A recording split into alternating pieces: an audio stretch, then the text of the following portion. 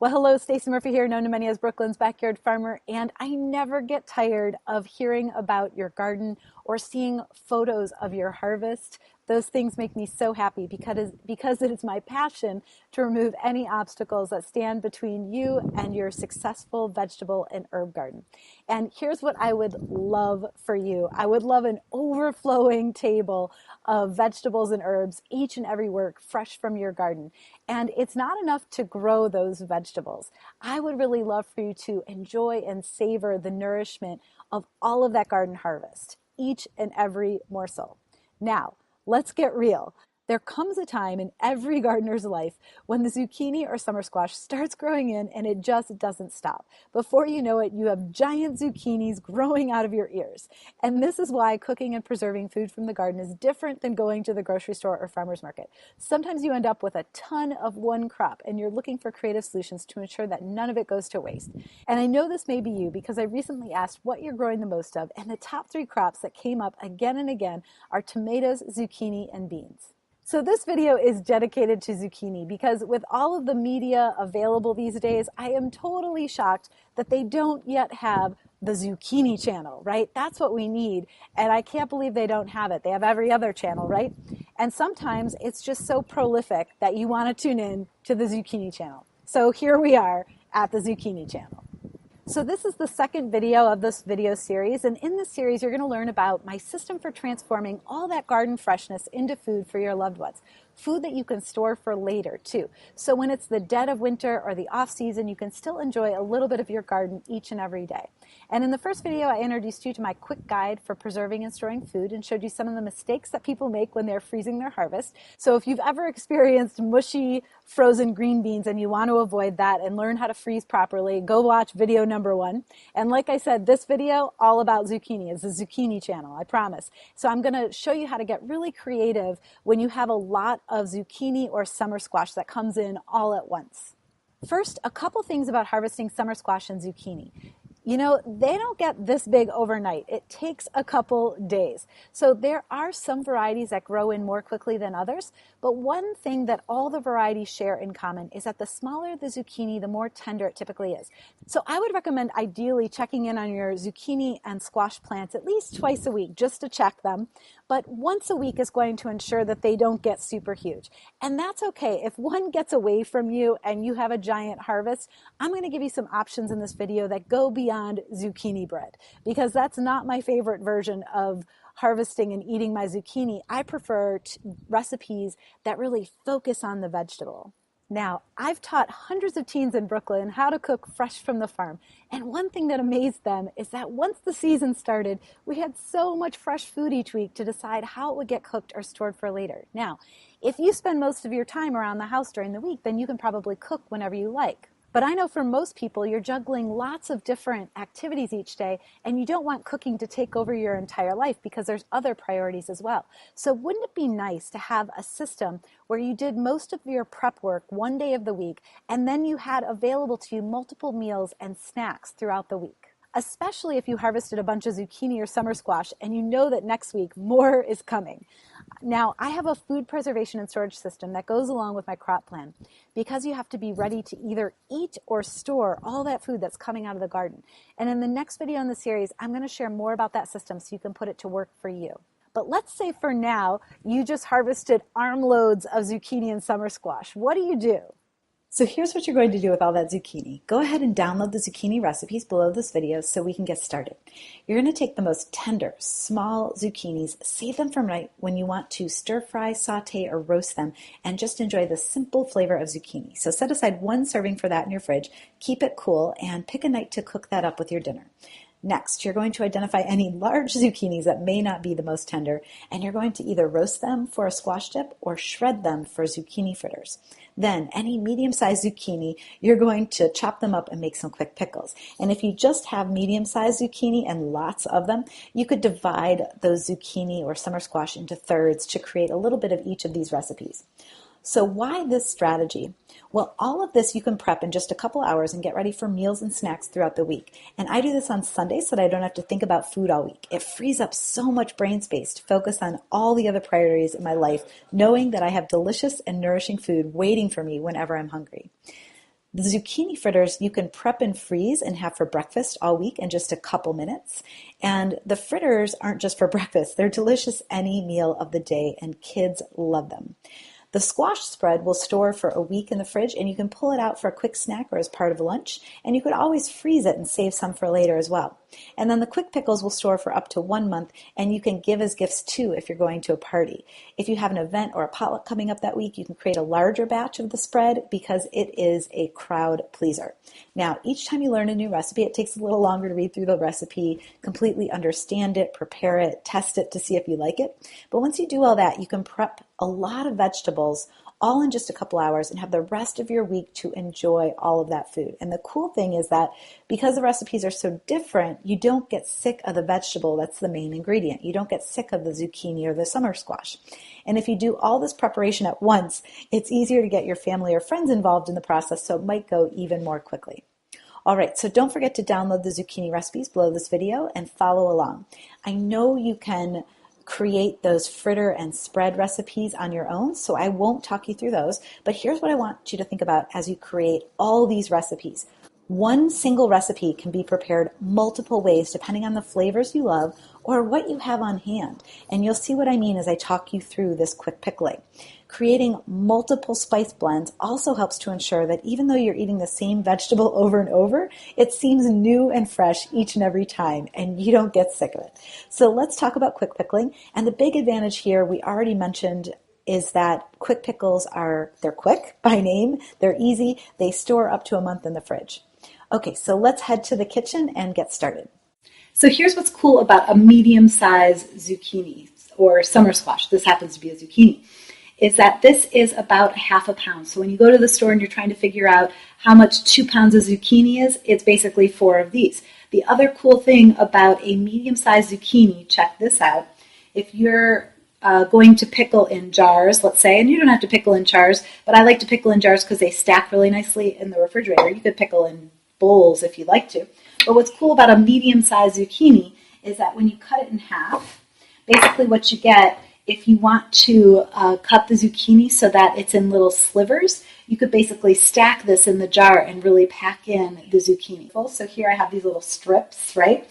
And what's cool about these is that when they're all separated, when they go in the jar, they basically can pack the jar very full, right? If we have all of them in there like that, right? So there is one idea on how to cut them into narrow strips. Another idea how to cut them if you want to go for long and narrow is more like a pickle, right? So what do pickles normally look like? So in that case, you want to go for something more along the lines of, let's say, thicker. And these will taste more like zucchini than, say, the really narrow ones because it'll take a little bit longer for these to pickle wholly. So that's what I would do if I wanted that style. So I'm just going to stick them in here with the other ones because there's nothing that says that you can't pickle them all together in the same jar, even though they are cut differently. So you can enjoy them no matter what. So there you go. Look at that. One medium size zucchini is about a jar. Now you could probably fit some more in here. And I would recommend, you're going to put something else in here like some herbs or some onions or some flavoring. And then of course all your special pinches of herbs and spices as well. Now, of course, you can cut your zucchini any way you like for these quick pickles, and another way that you can slice them is this direction as well to make little rounds, and of course that's going to be something that you could put on top of almost anything, on top of tacos, let's say. That would be very delicious. You could even dice up your zucchinis if you wanted something that was more finely ground that might go on top of things like tacos. So it's up to you how you choose to cut them. I recommend if there are slivers that they are fairly narrow. In that way they become really soft and you can use them for a lot of different things. All right, so here this is all packed in really nicely. Those rounds, they fill the jar nicely, so that's a medium-sized zucchini with a little half of a small spring onion that I got out of my garden. And so basically once I fill this with fluid and jiggle it a little bit, it's going to pack down really nicely. So that's about how much for this particular size jar that you want. And then later when I put in the fluid, I'm also going to put in all my spices as well.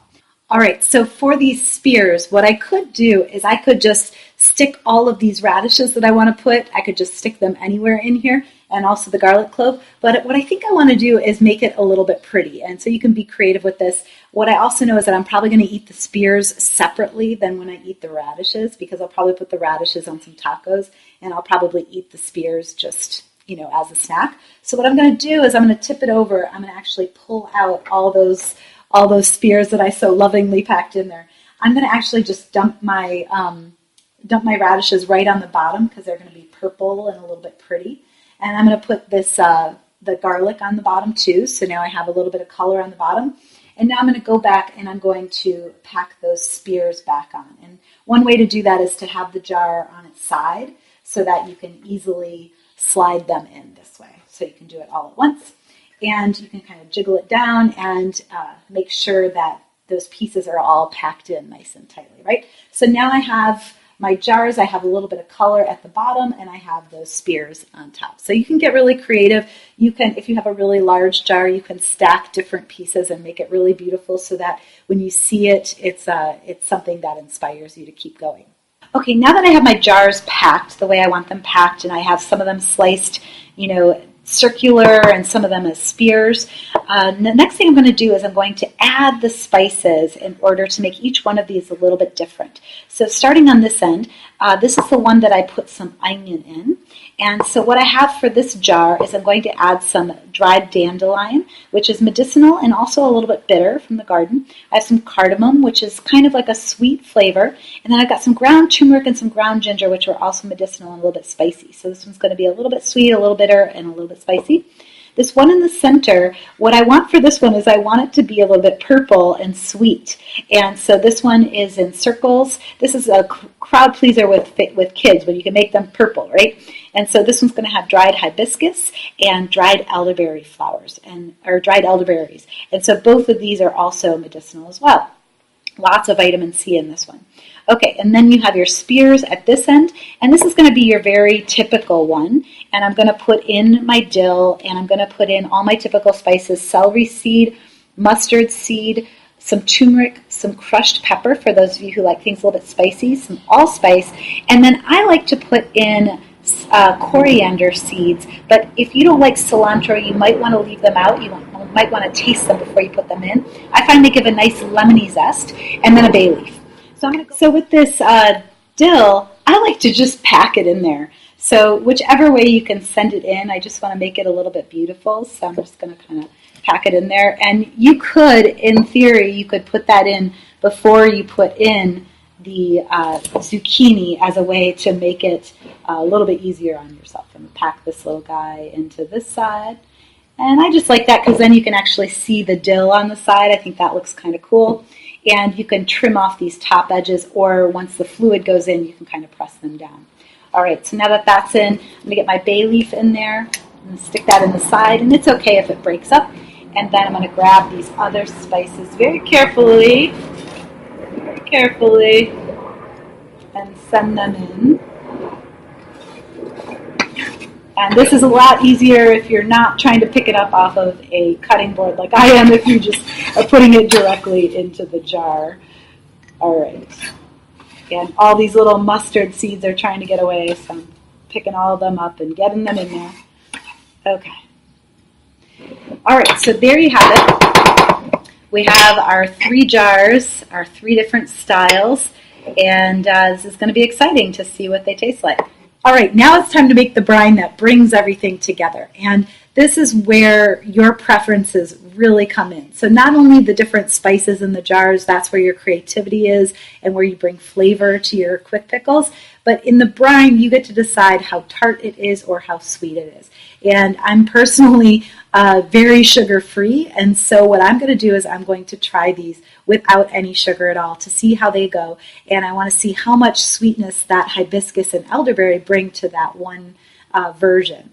But I'll show you a couple of ideas for the brine. So what I use is I use 1 cup of apple cider vinegar and 1 cup water, which is what's in here. So I'm going to pour that in. Okay, so that's the big thing, right?